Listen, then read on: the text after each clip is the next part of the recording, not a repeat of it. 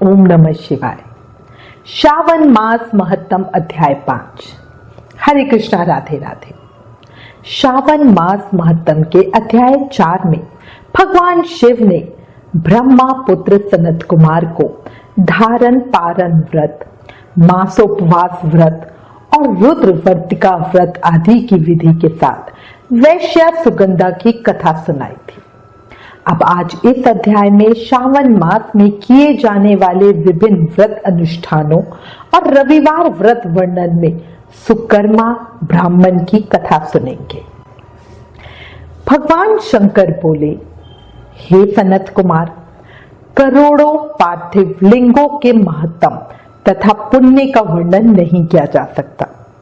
जब एक लिंग महत्तम की कथा कहना ही असंभव जान पड़ता है तो फिर कोटि लिंगों का महत्तम कौन कह सकता है। यदि मनुष्य में करोड़ लिंग निर्माण करने की शक्ति ना हो तो उसे केवल 1000 लिंगों का निर्माण करना चाहिए। इसमें भी सामर्थ्य ना हो तो 100 लिंग या फिर इस मास में केवल 1 लिंग बनवाना चाहिए। इस मास में केवल 1 शिवलिंग बनाने पर भी जीव मेरे पास निवास कर सकता है। कामदेव के शत्रु भगवान शंकर का 16 उपचार से षड-अक्षर मंत्र ओम नमः शिवाय मंत्र सहित अर्चन करना चाहिए। ग्रह यज्ञ करके उद्यापन करना चाहिए। उसके बाद हवन करना चाहिए और ब्राह्मणों को भोजन कराना चाहिए। हे सनत कुमार, इस अनुष्ठान को करने वाले की असमय या अकाल मृत्यु नहीं होती। इस मास का व्रत बांझपन को दूर करने वाला, सभी विपत्तियों का नाश करने वाला तथा सभी संपत्तियों की वृद्धि करने वाला है। यह व्रत सभी तरह के रोग, शोक, संताप मिटाता है, ऐश्वर्य में वृद्धि करता है। मृत्यु के पश्चात वह मनुष्य कल्प पर्यंत मेरे समीप कैलाश वास करता है। जो मनुष्य श्रावण मास में पंचामृत से शिव जी का अभिषेक करता है वह सदा पंचामृत का पान करने वाला, गोधन से संपन्न, अत्यंत मधुर भाषण करने वाला तथा त्रिपुर के शत्रु भगवान शिव को प्रिय होता है। जो इस मास में अनुदान व्रत करने वाला तथा हविष्य अन्न ग्रहण करने वाला होता है वह चावल आदि सभी प्रकार के धान्यों का अक्षय निधि स्वरूप हो जाता है। पत्तल पर भोजन करने वाला शेष मनुष्य स्वर्ण पात्र में भोजन करने वाला हो जाता है तथा शाक को त्याग करने से शोक का हरण हो जाता है। श्रावण मास में केवल भूमि पर सोने वाला कैलाश में निवास प्राप्त करता है। इस मास में एक भी दिन प्रातः स्नान करने से मनुष्य को 1 वर्ष स्नान करने के फल का भागी कहा गया है। इस मास में जितेंद्रिय होने से इंद्रिय बल प्राप्त होता है। स्फटिक मणि, पत्थर, मिट्टी, मरतक मणि से बना हुआ या स्वयं बनाए हुए शिवलिंग अथवा चंदन, मक्खन या किसी और विधि से बनाए हुए शिवलिंग की मात्र एक बार पूजा करने से 100 ब्रह्म हत्याओं का पाप नष्ट हो जाता है। किसी तीर्थ क्षेत्र में सूर्य ग्रहण या चंद्र ग्रहण के अवसर पर 1 लाख जाप से जो सिद्धि होती है वह इस मास में एक बार के जाप से ही हो जाती है। अन्य समय में जो 1000 नमस्कार और प्रदक्षिणाएं की जाती है उनका जो फल होता है वह इस मास में एक बार नमस्कार और प्रदक्षिणा करने से ही प्राप्त हो जाता है। यह महीना मुझे अत्यधिक प्रिय है। इस महीने में वेद पारायण करने पर भी सब वेद मंत्रों की अच्छी तरह सिद्धि हो सकती है। जो इस मास में श्रद्धा से स्वाध्याय करता है अथवा पुरुष सूक्त का आलस्य त्याग कर 100 पाठ करता है, ऐसा करने वाला मनुष्य ब्रह्म हत्या आदि अनेक पापों से मुक्त हो जाता है, इसमें कोई भी संदेह नहीं है। हे सनत कुमार, गुरु पत्नी के साथ संसर्ग जन्य पाप के लिए यही महान प्रायश्चित है। इसके समान पुण्यप्रद, पवित्र तथा पाप नाशक कुछ भी नहीं है। पुरुष सूक्त के जाप के बिना इस मास में एक भी दिन व्यतीत नहीं करना चाहिए।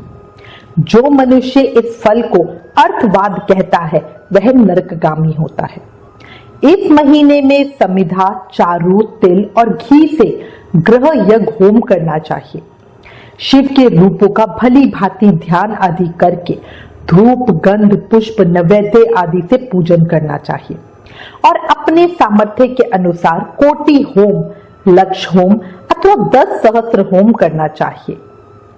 व्याहतियों ओम भूर, ओम भुवः, ओम स्वः के साथ तिलों के द्वारा भी यह ग्रह यज्ञ नामक होम किया जाता है। हे सनत कुमार, इसके बाद अब मैं वारों के व्रतों का वर्णन करूंगा, आप सुनिए। हे अनग, उनमें सर्वप्रथम मैं आपको रविवार का व्रत बताऊंगा। इस संबंध में लोग एक प्राचीन इतिहास को कहते हैं। प्रतिष्ठानपुर में सुकर्मा नामक एक दरिद्र ब्राह्मण रहता था। वह भिक्षा से ही अपना गुजारा चलाता था। एक बार वह भिक्षा मांगने के लिए घूमते घूमते नगर में गया। घूमते घूमते वहां एक गृहस्थ के घर में भिक्षा मांगने के लिए गया। वहां कुछ स्त्रियां आपस में मिलकर रविवार का व्रत कर रही थी। उस ब्राह्मण को देखकर उन स्त्रियों ने पूजन सामग्री को शीघ्रता पूर्वक ढक दिया। इस पर वह ब्राह्मण उन स्त्रियों से बोला, हे शेष स्त्रियों, आप सबने इस व्रत को क्यों छुपा लिया है? आप सब साध्वी हैं, कृपया करके मुझसे इस व्रत की विधि कहिए। समदृष्टि रखने वाले सज्जनों का तो उपकार ही स्वार्थ है, क्योंकि परोपकार जैसा दूसरा धर्म तीनों लोकों में नहीं है। मैं दरिद्र अवस्था के कारण अत्यंत दुखी हूं, अतः आप इस उत्तम व्रत का विधान तथा फल मुझे बताएं। मैं इस व्रत को करूंगा। स्त्रियां बोली, हे द्विज, इस व्रत के करने में आप उन्माद तथा प्रमाद करोगे अथवा भूल जाओगे अथवा इसके प्रति अभक्ति या अनास्था रखने लगोगे तो यह व्रत निष्फल हो जाएगा। अतः आपको यह व्रत कैसे बताऊं? ब्राह्मण ने कहा, नहीं, मैं ऐसा नहीं करूंगा। ब्राह्मण की यह बात सुनकर उनमें से जो एक पौंड स्त्री थी, उसने ब्राह्मण को इस व्रत की विधि बतलाई।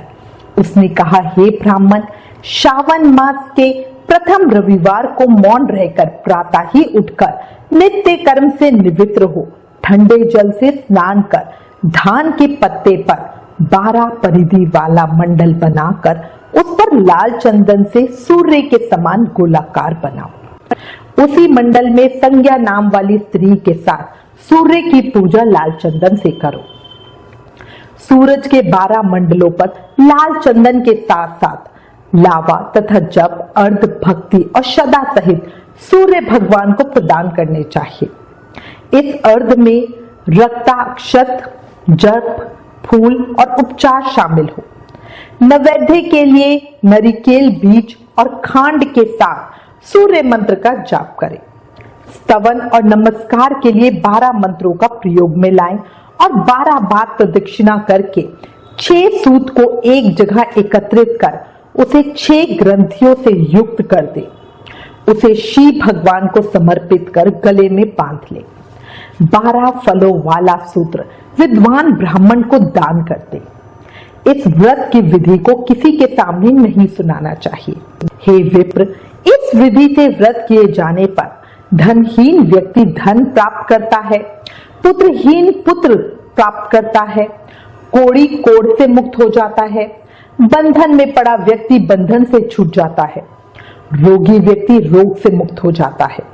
हे विपेंद्र, अधिक कहने से क्या प्रयोजन?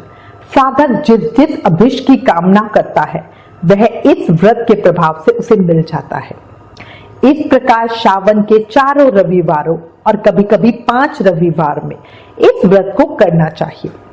इसके बाद व्रत की संपूर्णता के लिए उद्यापन करना चाहिए।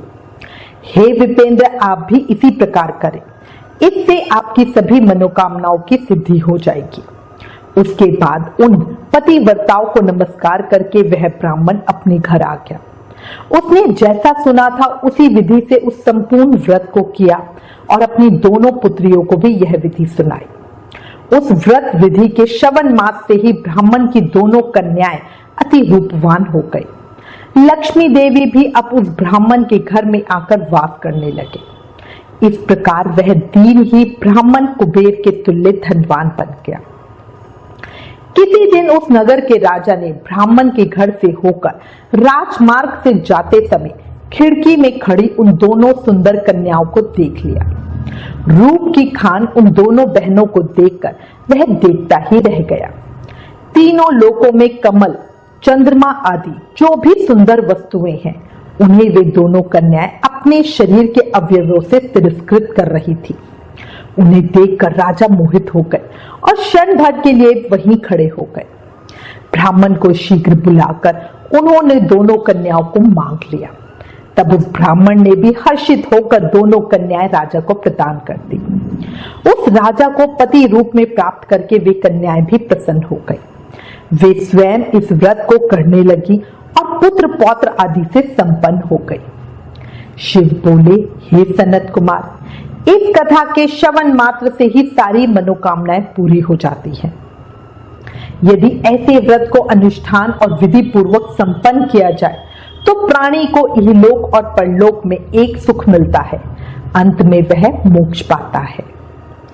इस प्रकार शिवस्कंद पुराण के अंतर्गत ईश्वर और सनत कुमार संवाद में श्रावण मास महत्तम में परिकीर्णक नाना व्रत, रविवार व्रत आदि कथन नामक 5वां अध्याय समाप्त। इस 5वें अध्याय को सुनने सुनाने से दरिद्रता का नाश होता है तथा शिवधाम की प्राप्ति होती है।